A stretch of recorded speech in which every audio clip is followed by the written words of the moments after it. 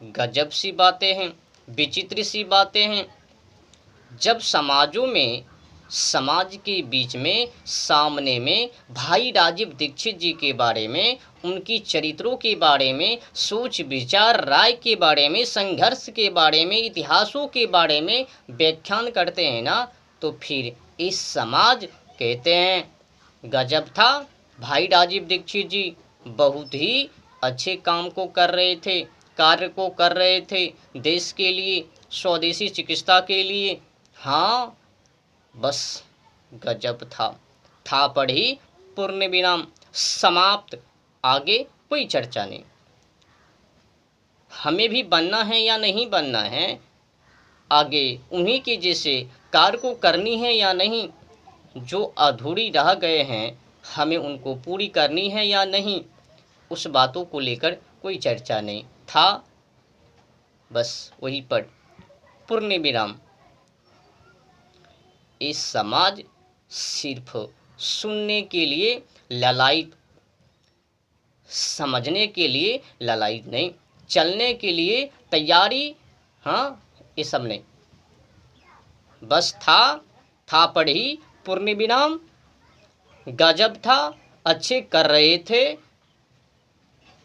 कुछ समय के लिए ये भी सोच सकते हैं हमें भी वही कार्य को करनी है, कुछ दिनों तक वो कर भी सकते हैं, आगे भाग भी सकते हैं,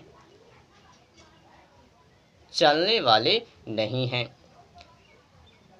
अगर कोई माता पिता वो अपनी पुत्र पुत्री को भाई राजीव दीक्षित जी के जैसे बनाने की तैयारी करेंगे ना, तो भारत में भारतीय संस्कृति फिर से वापस लौट सकते हैं।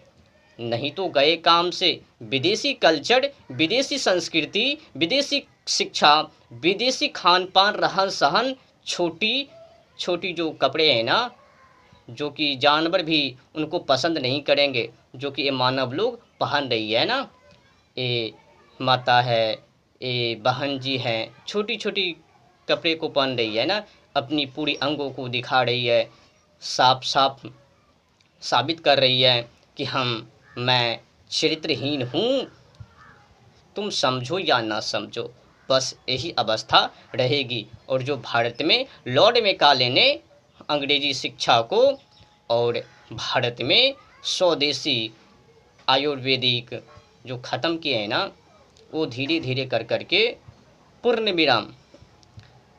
तो बनने की तैयारी करो। सुनने मात्र से काम को बनने वाले नहीं हैं, काम को करने से काम को बनने वाले हैं। तैयारी